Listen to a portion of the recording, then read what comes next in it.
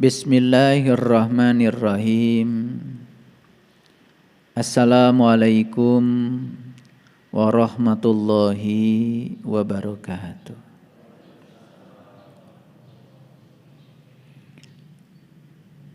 Alhamdulillahillazi anzala sakinata fi qulubil mu'minin liyazdadu imanan ma'a imanihim. Asyhadu an la ilaha illallah wahdahu la syarikalah rabbul alamin wa asyhadu anna Muhammadan abduhu wa rasuluh asrafal anbiya'i wal mursalin Sayyidina Muhammadin wa ala alihi wa sahbihi ajmain. Subhanaka la ilma lana illa ma 'allamtana innaka antal alimul hakim. Subhanakallahumma rabbana wa bihamdika asyhadu an la ilaha illa anta astaghfiruka wa atubu ilaik. Astaghfirullahaladzim, astaghfirullahaladzim, astaghfirullahaladzim. Allazi la ilaha illa huwal hayyul qayyum wa atubu ilaik. Min jami'il ma'asi wa dhunub la haula wa la quwata illa billahil aliyil azim.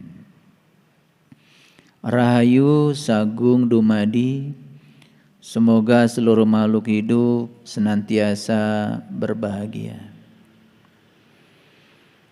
Semoga kita semua selalu sadar di setiap ruang dan waktu bahwa tugas kita datang ke semesta ini untuk menjadi kepanjangan tangan Allah, Sang Pengutus kita ke alam semesta ini, untuk menjadi kepanjangan tangannya agar kita menjadi sumber cinta kasihnya, sumber belas kasihnya, dan semoga kita selalu dimampukan untuk menjadi pembahagia bagi semua makhluk. Dan semoga kita pun dimampukan untuk bisa mencegah agar diri kita tidak berkontribusi untuk membuat para makhluk menjadi menderita. Itulah tujuan kita datang ke semesta ini. Karena Allah menyatakan wal awalu wal akhiru wal dhahiru wal batin. Aku yang awal, aku yang akhir. Kalau Allah mengatakan aku yang awal, aku yang akhir, pahamilah bahwa sesungguhnya beliau sedang mengatakan bahwa beliau tidak berawal, tidak berakhir. Itu sebabnya ya, umat Islam ketika tawaf itu membuat geometri lingkaran. Karena membuat lingkaran itu berarti berawal dari suatu titik dan berakhir di titik yang sama. Kalau kita berhasil membuat lingkaran yang sempurna dengan mempertahankan jari-jari, bahkan titik awal dan titik akhir setelah bertemu tidak ada lagi. Itulah yang disebut dengan tidak berawal, tidak berakhir. Dan Allah menyatakan aku juga yang nyata, aku juga yang tidak nyata. Jadi yang nyata dia, yang tidak nyata juga dia. Lalu diikatlah pernyataan itu dengan kalimat la ilaha illallah. Jadi la ilaha illallah sering diterjemahkan tiada Tuhan selain Allah. Apakah itu betul? Betul. Tetapi ada yang lebih tajam lagi, energinya lebih dahsyat lagi. La ilaha illallah arti yang sebenarnya adalah yang mana yang bukan Allah. Karena yang nyata dia, yang tidak nyata juga dia. Yang mana yang bukan dia? Karena semuanya adalah dia. Karena ketika kalimat la ilaha illallah dibawa ke dalam kehidupan, itu akan menjadi juru selamat kehidupan kita. Saat kita memberi, kalau kita tidak sadar dengan kalimat itu, maka kita merasa seakan-akan kita telah berjasa melakukan sebuah pemberian. Lalu kalau kita memberi, berarti ada yang diberi.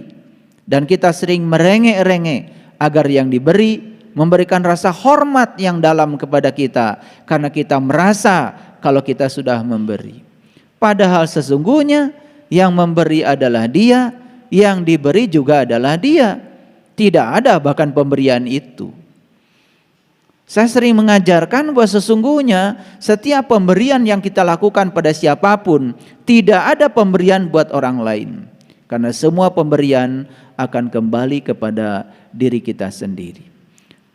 Oleh karena itu saya mengajarkan bagaimana cara kita berterima kasih, terutama pada orang-orang yang bersedia untuk menerima pemberian kita. Kalau tidak ada mereka, tidak ada pemberian. Kalau tidak ada mereka, tidak ada kebaikan. Jadi kalau ada orang antri pada saat kita membagikan sembako, jangan suruh mereka yang antri berterima kasih kepada kita yang memberi.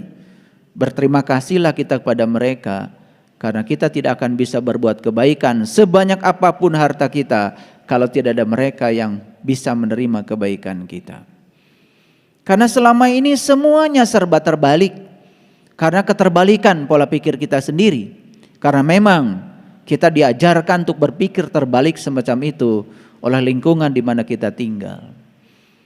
Karena kita hidup di dunia di mana orang-orang yang berkesadaran semakin hari semakin sirna. Dan orang-orang yang tidak berkesadaran jumlahnya semakin banyak. Oleh karena itu suhu bumi terus meningkat. Karena suhu emosi setiap orang pun tidak terkendali. Jiwa-jiwa yang kotor, pikiran-pikiran yang tercela, sedemikian merajalela berkembang di semesta ini. Oleh karena itu para sahabatku yang dirahmati Allah, izinkan hari ini saya berbicara sesuatu yang mungkin akan mengagetkan, mungkin akan mengejutkan. Karena saya akan menggunakan standar-standar yang berbeda.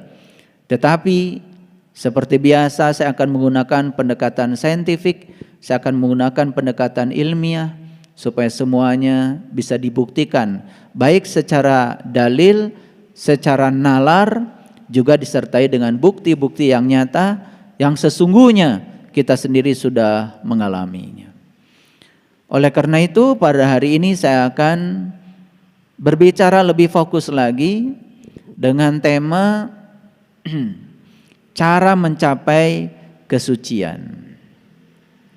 Dan beruntung sekali para sahabat yang hadir di tempat ini, semoga bukan sekedar mengoleksi pengetahuan tentang cara mencapai kesucian, tetapi kita semua juga menjadi para pelaku yang bisa berhasil menyucikan diri kita. Kalau saya berpikir cara, berarti saya berpikir tentang metode. Kalau saya berpikir metode, berarti berpikir tentang bagaimana. Kalau berpikir tentang bagaimana, berarti saya akan berbicara tentang tata urutan untuk mencapainya. Itu yang pertama. Kalau saya mengatakan kata kerja mencapai, berarti harus ada yang dicapai. Harus ada sebuah pencapaian. Apa yang mau kita capai? Yaitu kesucian. Kesucian itu sudah menjadi kata benda dari kata dasar suci. Jadi kalau kesucian itu sudah jadi kata benda dari kata dasar suci. Nah, kata dasar suci ini sudah dikenali dalam hidup kita. Karena setiap hari kalian bersuci. Suka bersuci? Apa yang dilakukan? Apa yang dilakukan? Ya, pokoknya menggunakan air seperti yang sering digunakan untuk berwudu, gitu. Jadi berwudu itu apa? Nah, jadi wudu itu bahasa Arab. Arti yang sebenarnya bukan bersuci. Wudu itu artinya adalah berpisah. Makanya wudu dulu baru sholat. Siapa yang sukses berpisah dengan yang selain Allah, maka dia akan bisa menyatu dengan Allah. Jadi kita sering gagal menyatu dengan Dia karena kita belum sukses berpisah dengan yang selain Dia. Akibatnya apa? Akibatnya sholat sebatas ritual saja. Hanya bangga kalau kita sudah sholat, dan bangga karena kita sudah menggugurkan kewajiban kita. Dan setelah itu kita tidak pernah melakukan refleksi diri apa yang dicapai setelah kita sholat. Padahal di Quran jelas sekali, aqimis sholah, inna sholat tanha anil fahsa wal munkar. Dirikanlah sholat, sholat adalah instrumen, sholat adalah sarana, sholat adalah metode, sholat adalah cara untuk mencegah seseorang dari perbuatan keji dan munkar. Loh, menjadi lucu ya, ada yang rajin sholat tapi rajin juga melakukan tindakan-tindakan yang keji.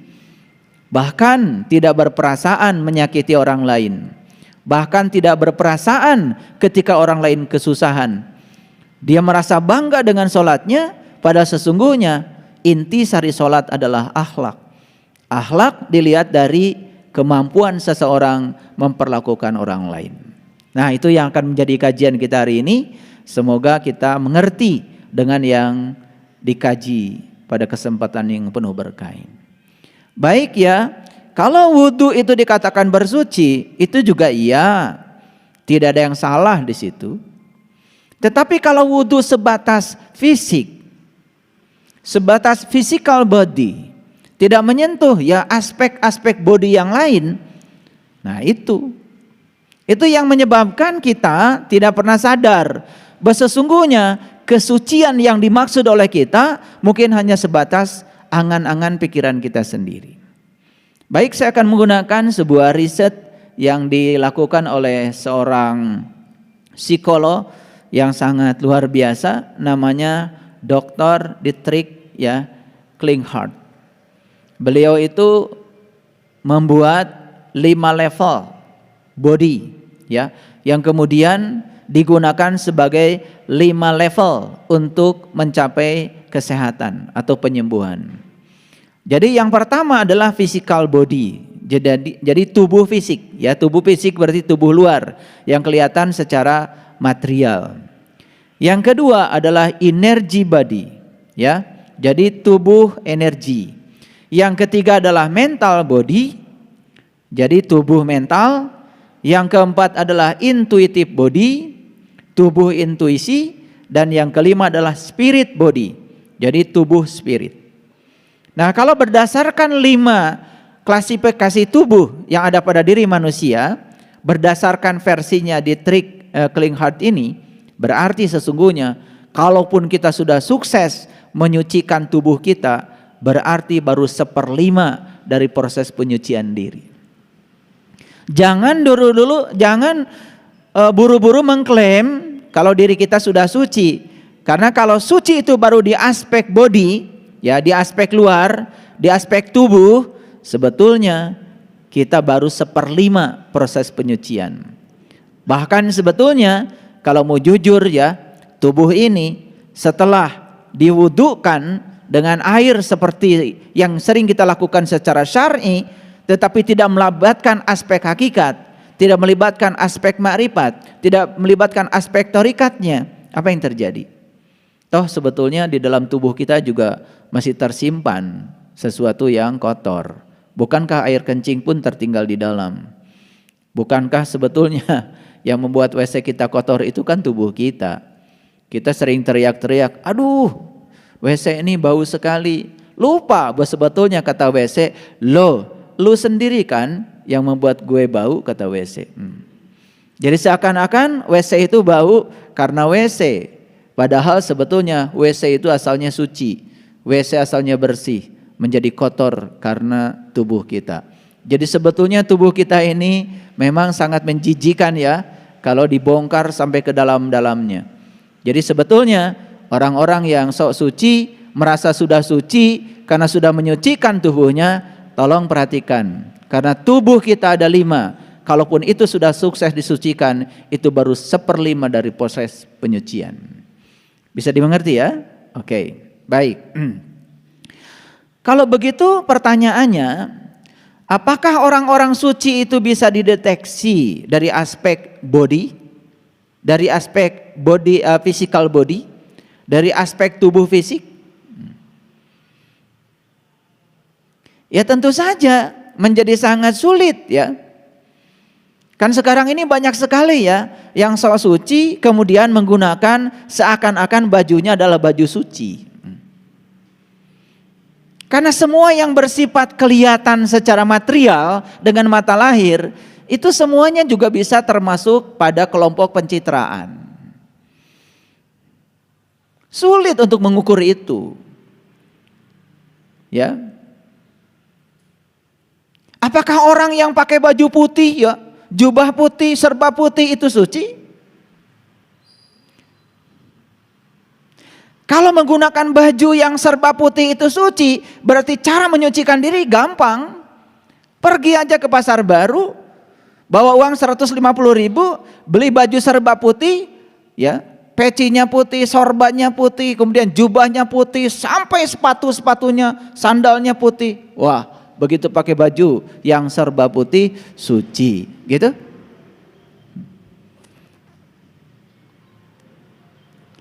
Jadi tidak bisa kesucian seseorang itu diukur dari aspek fisik saja.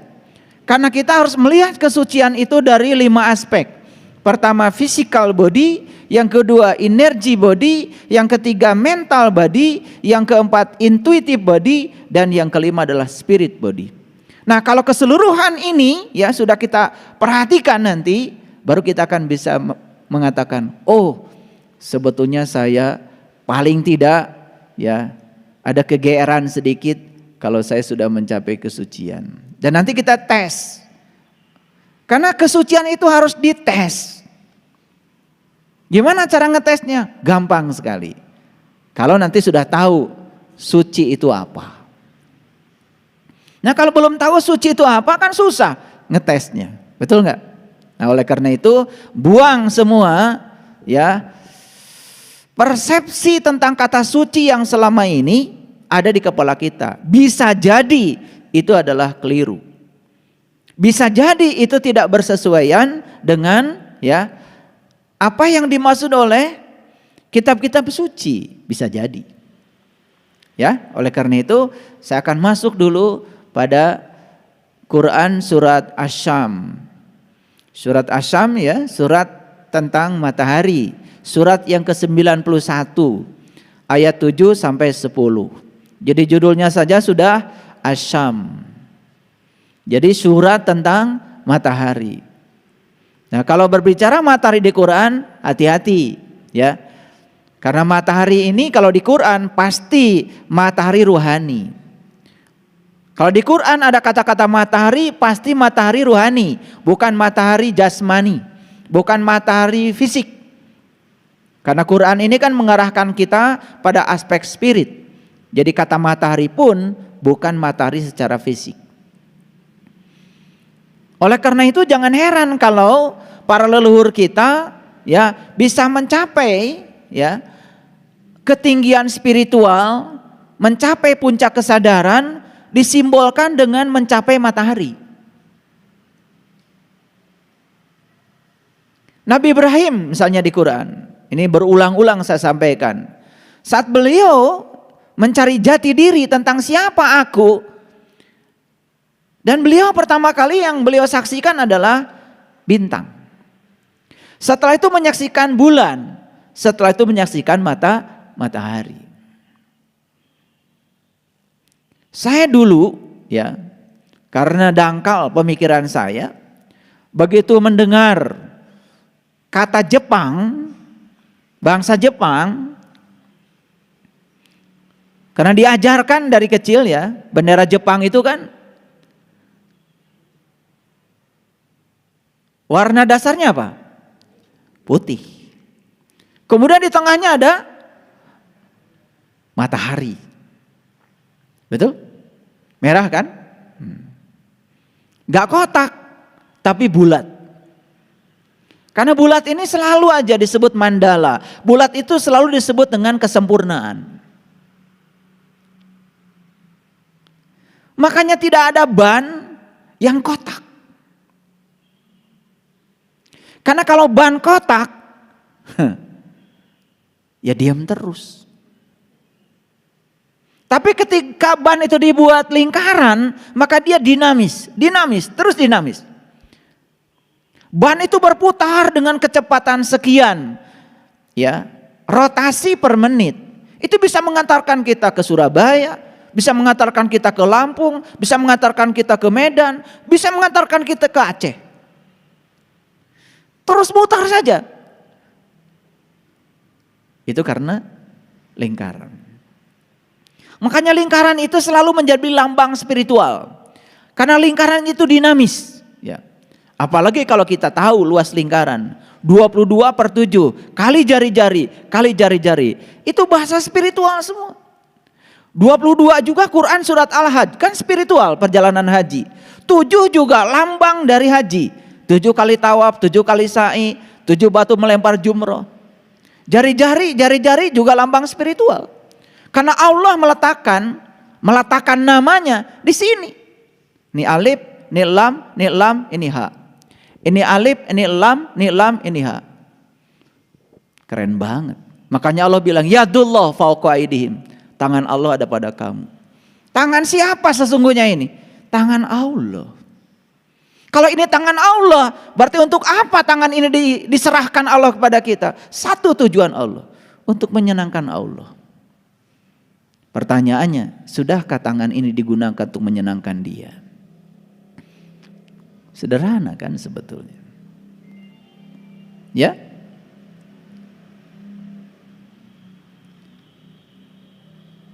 Wah, orang Jepang itu menyembah matahari. Saya dari dulu gak yakin kalau sekelas mereka yang cerdas, yang tinggi kesadarannya, yang negaranya bersih, yang hidupnya sudah tertib, yang cara makanannya jodoh sehat, masa sebodoh itu menyembah matahari. Ternyata kuil yang ada di Jepang namanya kuil Nara. Saya celidiki itu, dari mana itu kok nama kuilnya Nara? Ternyata Nara itu asli, itu bahasa Nusantara sebetulnya. Karena Jepang pernah menjajah kita. Na itu kan sebetulnya api. Ra itu artinya cahaya. Jadi na itu api, ra cahaya. Dan tidak ada cahaya kalau tidak ada api. Jadi na dan ra harus ada dua-duanya. Nama kuilnya aja Nara. Dan ra itu kan sebetulnya bahasa Nusantara. Bendera, ra. Negara, ra. Tentara, ra. Nusantara, ra. Ternyata ra itu artinya adalah cahaya. Makanya ada daerah namanya Parahyang. Pa itu juga bahasa Nusantara. Artinya adalah tempat, ruang. Ra itu artinya cahaya. Hyang itu adalah mereka yang sudah mencapai ketinggian. Jadi Parahyang, tempat para leluhur yang sudah mencapai ra. Ra itu cahaya.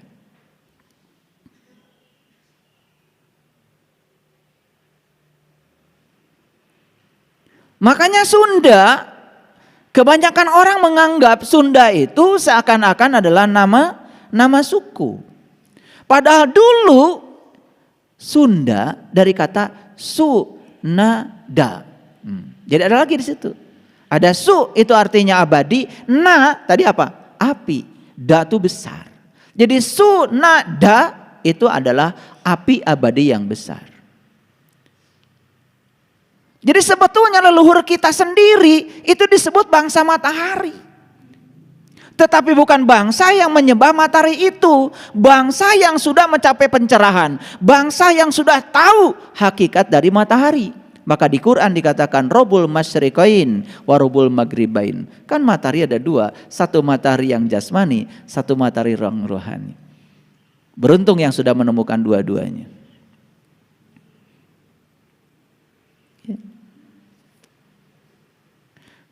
Makanya ajaran leluhur kita namanya Sunadayana. Jadi yana itu jalan sebetulnya.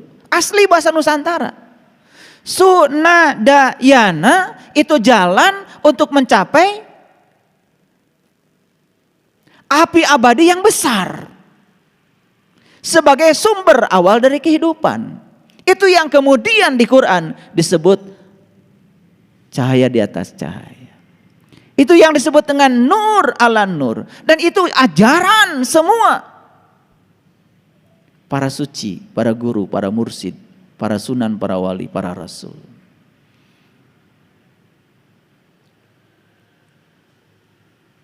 Sunadayana, Sunadayana, dibacanya agak cepat. Sundayana, Sundayana, Sundayana, jadi Sundai, Sundai, Sundai, jadi Sandai.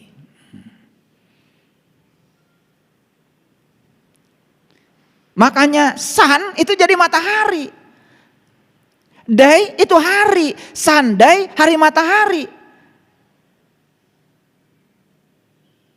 Kapan hari matahari? Ahad. Makanya di sana ada jabal namanya Jabal Ahad. Kita sering menyebutnya Jabal Uhud. Jabal itu gunung, Ahad itu menyatu. Jabal Uhud, gunung tempat menyatu.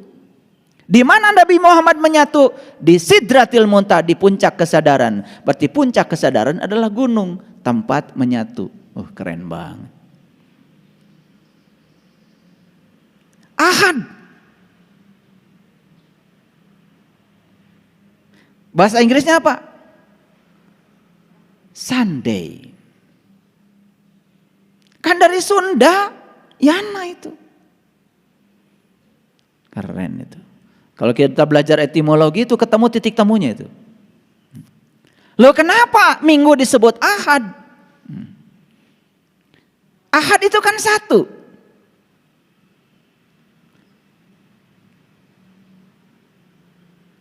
Jadi ketika kita menyaksikan matahari ruhani pada diri kita, di situ terjadi ahad. Ahad, ahad, ahad. Jadi tauhid.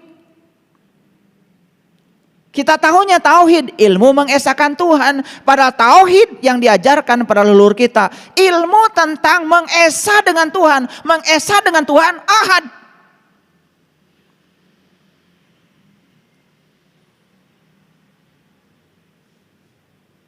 Mengesah dengan Tuhan, ya Jumaah, Jumaah, Jumaah. Berjamaah. Berjamaah itu berarti ngumpul. Ngumpul kita dengan Tuhan. Sahabat lain melakukan kebaktian hari Minggu.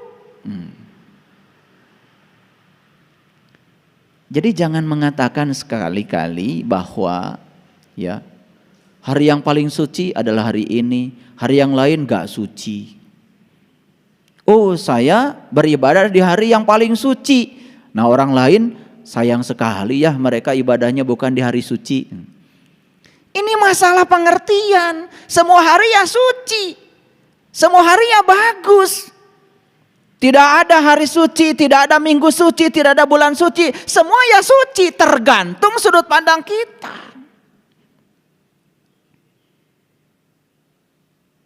Paham?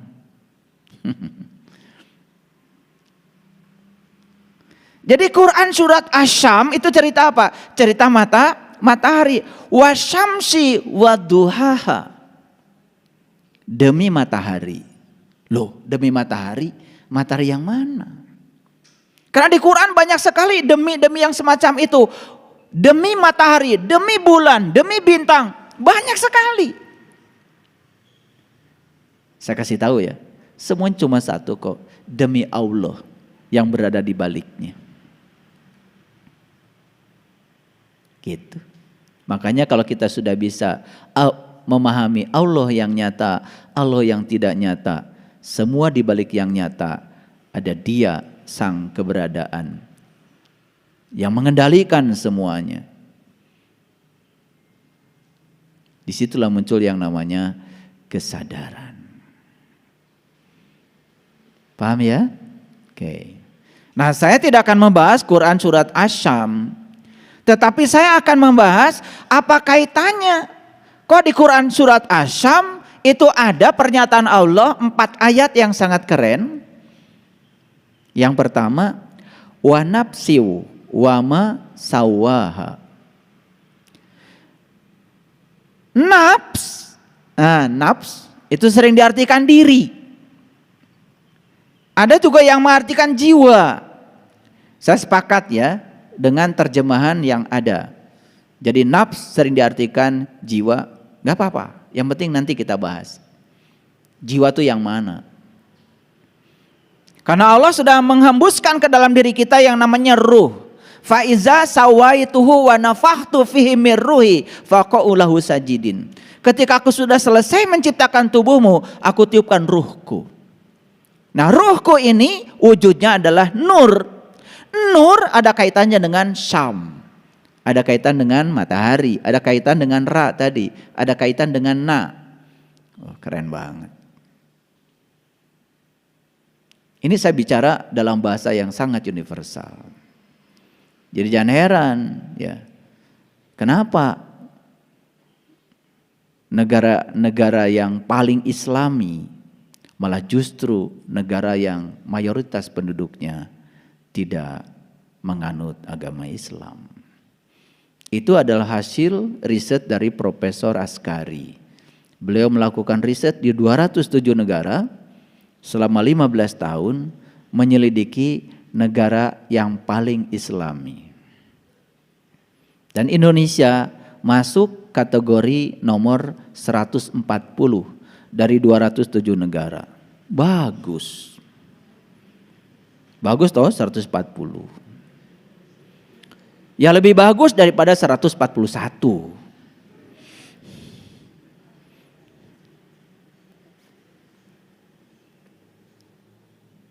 Apa yang diukur? Yang diukur oleh Profesor Askari itu bukan ritual. Yang diukur oleh beliau bukan ritual. Tetapi yang diukur adalah dampak dari ritual. Kejujuran, tanggung jawab, kasih sayang, kepedulian, kesucian, kebersihan, ketenangan, ketentraman. Sampai muncul kategori yang kedua. Ada negara yang paling bahagia di dunia. Tuh.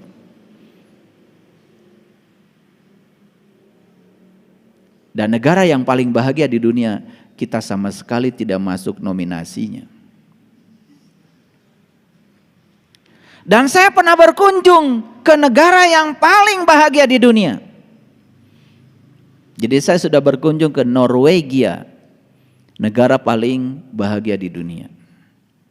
Saya ingin tahu, apa sih sebetulnya kebahagiaan itu? Kok negara itu disebut dengan negara yang paling bahagia di dunia? Gross national happiness-nya paling tinggi. Ini bukan berbicara GNP, bukan gross national product, tapi gross national happiness. Oh, udah luar biasa. Jadi sekarang riset-riset itu sudah maju. Makanya ranking universitas sekarang tidak bisa ya ditentukan oleh kehendak universitasnya. Dilihat dari karya yang bisa diupload di dunia maya, dari jurnal-jurnal terindeks yang diupload oleh para penulisnya, dan itu ada badan-badan khusus dunia yang meranking itu, sehingga ranking universitas sekarang semakin terbuka. Ranking negara pun sekarang menjadi sangat terbuka. Jadi bisa dibaca, semuanya bisa dibaca. Itu luar biasa.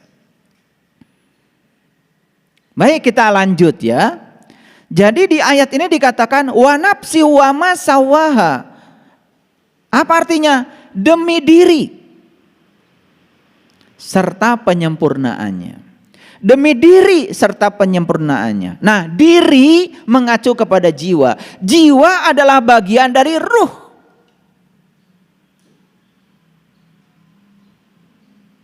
Kenapa? Nah, ini harus dimengerti. Setiap ditiupkan jiwa ke dalam tubuh selalu disertai oleh Allah dan Rasul-Nya secara hakikat. Itu kan cinta kasih semesta yang luar biasa. Karena apa? Setiap jiwa ditiupkan ke dalam tubuh untuk dikaryakan di semesta ini dibimbing oleh Allah dan Rasulnya. Dalam bahasa agama Islam disebutnya nur insan didampingi oleh Nurullah dan Nur Muhammad. Dan itu nyata dalam diri kita, itu terbaca. Ya, dalam terminologi agama lain tentu saja mereka berbicara dengan sebutan yang berbeda, tapi intisarinya adalah sama. Oleh karena itu, bagi saya, orang baik, ya tentu saja, siapa saja yang mau mengikuti hati nuraninya. Apapun bagi saya keyakinannya. Gitu. Jadi kembali lagi ke sini, demi jiwa serta penyempurnaannya. Kemudian apa kata Allah? Fa'alhamaha fujuraha wa taqwa. Maka Allah mewariskan kepada setiap jiwa dua. Apa itu? Kefasikan dan ketakwaan. Ini harus dipahami. Salah Allah sendiri kalau begitu. Kalau saya fasik.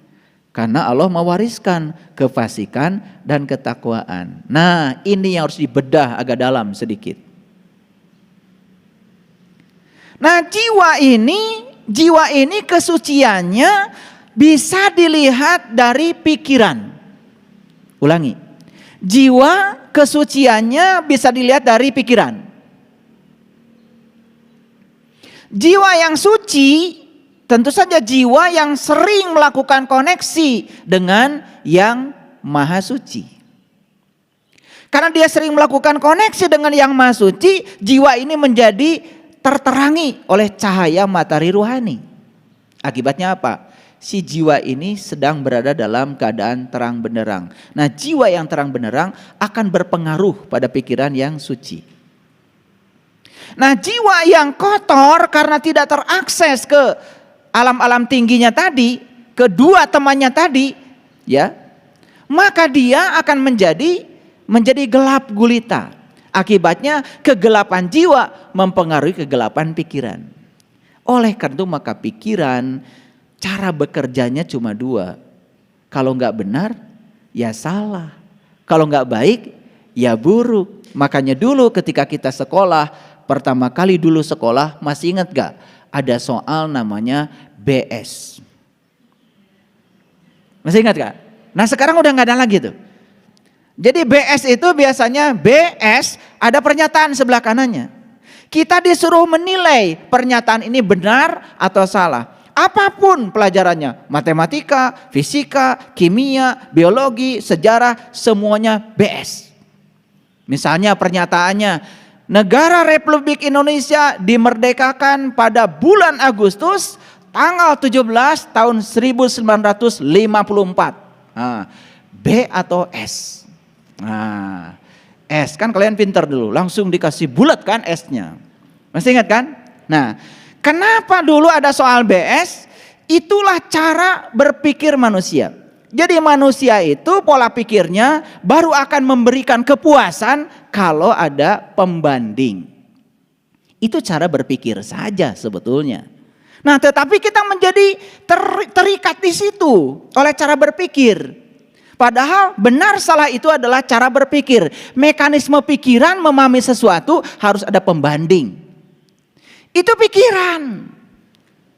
Nah, jangan lupa bahwa pikiran bukan diri sejati kita. Karena diri sejati kita adalah jiwa tadi. Tetapi pikiran bukan diri sejati kita. Tapi pikiran menjadi indikator tentang bagaimana jiwa itu, kualitas jiwa itu. Ini harus dipahami. Jadi kalau begitu, apakah Allah yang mewariskan kefasikan dan ketakwaan atau kita sendiri sebetulnya punya mekanisme untuk memahami sesuatu? Harus ada dua. Ada kefasikan, ada ketakwaan. Kalau begitu pertanyaannya, kefasikan dan ketakwaan salah apa benar? Kefasikan dan ketakwaan itu adalah sisi-sisi kebenaran. Karena tidak ada ketakwaan kalau tidak ada kefasikan. Tidak ada kefasikan kalau tidak ada ketakwaan. Tidak ada orang kaya kalau tidak ada orang miskin. Tidak ada orang miskin kalau tidak ada orang kaya. Paham? Tidak ada benar kalau tidak ada salah. Tidak ada baik kalau tidak ada buruk. Jadi bukan Allah mewariskan kefasikan. Tetapi cara kita bekerja untuk memahami sesuatu harus menggunakan pembanding. Jadi jangan kemudian buru-buru, wah ke Allah kan sudah mewariskan saya kefasikan. Gak apa-apa saya fasik, karena apa? Kan Allah yang mewariskan.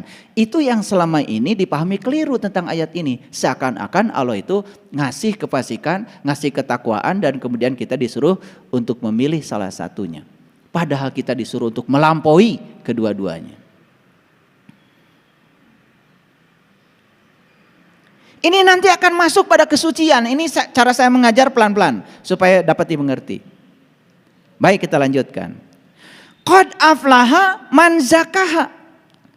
Sungguh beruntung orang yang sudah menyucikan jiwanya. Wa qad khaba man dasaha, dan sungguh rugi orang yang mengotori jiwanya. Mari sekarang kita buktikan. Apa untungnya kalau kita suci jiwanya? Dan apa ruginya kalau kita kotor jiwanya? Paham? Oke. Tadi indikator suci dan kotornya jiwa dapat dibaca dari pikiran. Masih ingat ya? Oke.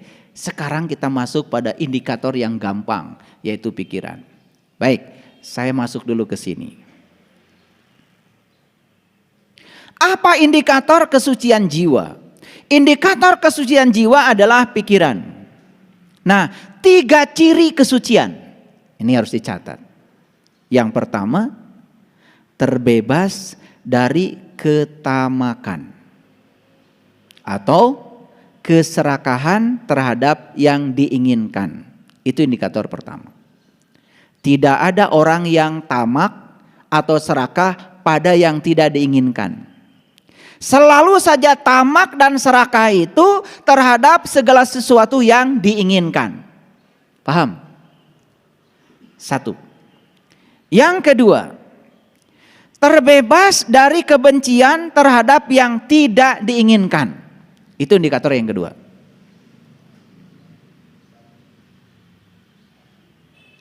Tidak ada orang yang benci terhadap yang diinginkan. Saya benci sekali. Kenapa? Karena bulan ini kok saya bisa beli mobil. Ada gak gitu? Gak ada. Saya benci sekali. Anak saya waktu kemarin tes ke perguruan tinggi diterima di banyak universitas. Ada gak? Gak ada. Jadi kalau saya berbicara rakus, tamak pasti terhadap sesuatu yang diinginkan. Kalau saya berbicara benci, pasti terhadap sesuatu yang tidak diinginkan. Dan yang ketiga, terbebas dari kegelapan batin. Nah, pertanyaannya sekarang. Yuk kita ukur sekarang. Apakah jiwa kita suci? Tanya pada pikiran. Apakah pikiran saya rakus terhadap yang diinginkan?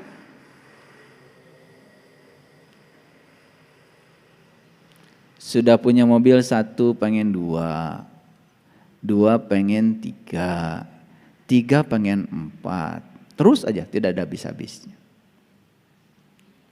Ada sahabat baik 1 pada kita pengen nambah 2, 3, 4. Dan tidak siap kalau ada sahabat yang tidak baik pada kita. Pengennya semua sahabat baik sama kita. Pengennya semua orang baik sama kita. Hari ini jadi lurah, besok camat, lusa bupati, lusa lagi pengen gubernur. Nah, jika perlu di setiap jabatan itu jabatannya selama-lamanya.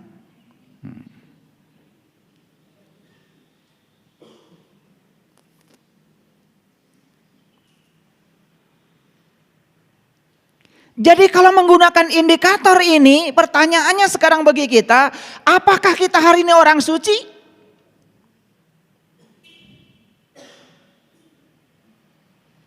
Jawab dong. diam semuanya.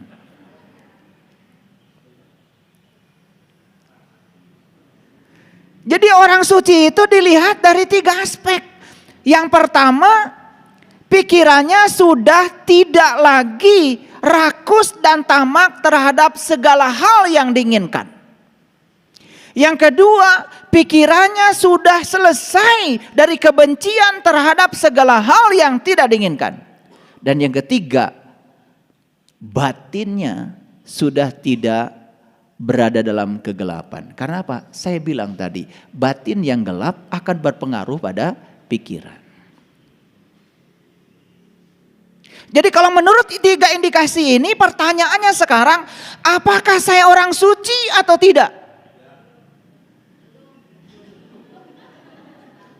Rek iraha. Jadi sekarang saya balik lagi ke ayat ini. Kita buktikan sekarang, apakah betul bahwa orang yang suci itu jiwanya beruntung? Apakah betul bahwa orang yang kotor jiwanya itu rugi? Sekarang kita buktikan. Kita sudah punya mobil 1.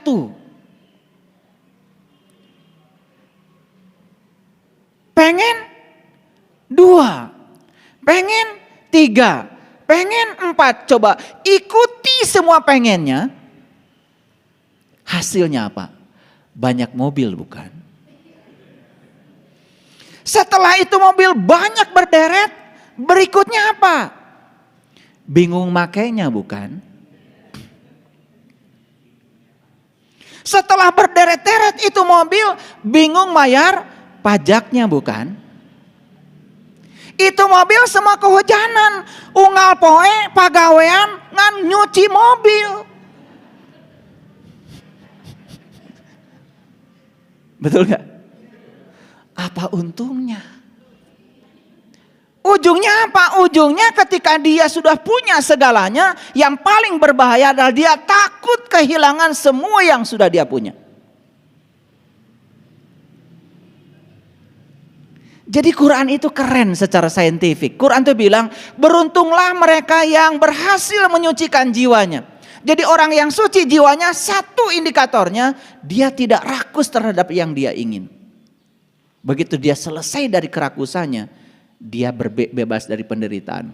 Dan saya buktikan berulang kali bahwa sebetulnya semua sumber penderitaan manusia adalah keinginan. Karena kita ini sering tidak adil. Sering mengukur orang lain dengan ukuran kita. Mulai sekarang cobalah setiap orang ukur dengan ukurannya masing-masing. Anak SD 6 tahun belajar berhitung 4 tambah 4 liur. Dia ambil tangan jari 4. Dia ambil jari 4. Orang tuanya bilang, ayo 4 tambah 4. 1, 2, 3, 4, 5, 6, 7, 8. Lila atuh. Tong dihitung lo iya mah, lanjutkan. Tuh orang tua. Karena dia ukur anak dengan ukuran dia. Dia bisa begitu, anak gak bisa. Kalau ini 4, maneh nyaho, ya 4. Budak mah acan nyaho. Makanya anak kecil akan berhitung dari sini. 1, 2, 3, 4. Lila teuing atuh Jang. Lila teuing, iya mah geus tong dihitung. Geus 4 sabaraha? Langsung 5. Kacau pikirannya. Karena anak ini belum mengerti kalau itu 4. Ngerti gak? Itulah yang membuat kalian konflik setiap hari. Karena apa? Kalian ukur setiap manusia dengan ukuranmu. Harusnya ukur setiap orang dengan ukuran dia. Ikan ukur dari kemampuannya berenang. Jangan ngukur ikan dari kemampuan memanjat pohon. Idiot tah lauk. Monyet yang diukur dari kemampuan berenang. Monyet mah resepna teh luluncatan.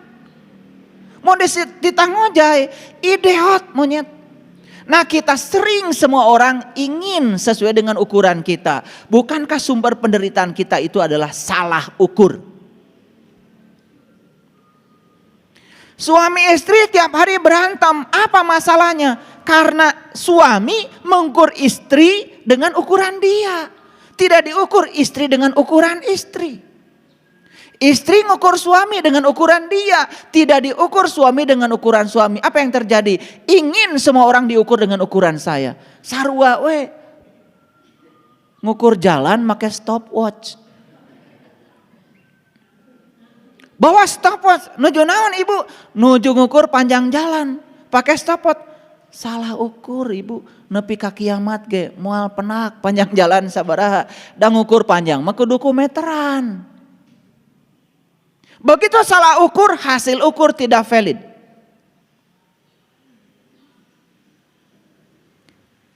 Jadi sebetulnya siapa orang suci itu? Lihat saya semuanya. Ternyata kita sudah bisa membuktikan sekarang. Semakin kita membiarkan keinginan merajalela di pikiran kita. Dan semakin kita mengikutinya. Semakin banyak penderitaan yang akan terjadi. Saya berulang kali mengatakan. Anda sakit hati bukan karena orang. Tapi Anda sakit hati karena Anda berharap orang seperti yang Anda mau. Anda ukur orang dengan ukuran Anda. Nyari hati wae. Ini pengumuman dari saya sekarang. Yang masih suka sakit hati ini kotor jiwanya.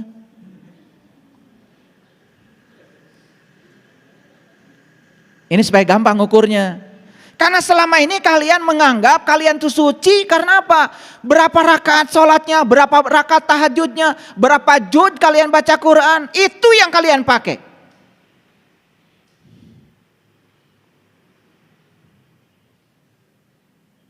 Jadi kesucian seseorang jelas tidak bisa dilihat dari berapa banyak ritual yang dilakukan. Karena ritual itu ujung-ujungnya akhlak. Kalau ritual tidak membangun akhlak, buat apa? Kan saya bilang tadi, sholat itu adalah instrumen. Sholat itu sarana, bukan tujuan. Tujuan utamanya adalah membentuk akhlak supaya dia terbebas dari perbuatan keji dan munkar. Jadi orang-orang yang sok suci karena sudah sholat. Tapi dia belum pernah mengukur dirinya, tingkat kesuciannya. Ini saya kasih tahu instrumennya. Mulai sekarang ukur kesucianmu dengan 3 instrumen ini. Jadi yang pertama, ukur kesucianmu dari terbebasnya dirimu. Dari apa? Dari ketamakan, dari kerakusan terhadap segala hal yang kamu inginkan. Jadi kalau orang jadi RT hayang seumur hidup kotor jiwanya. Mung diganti.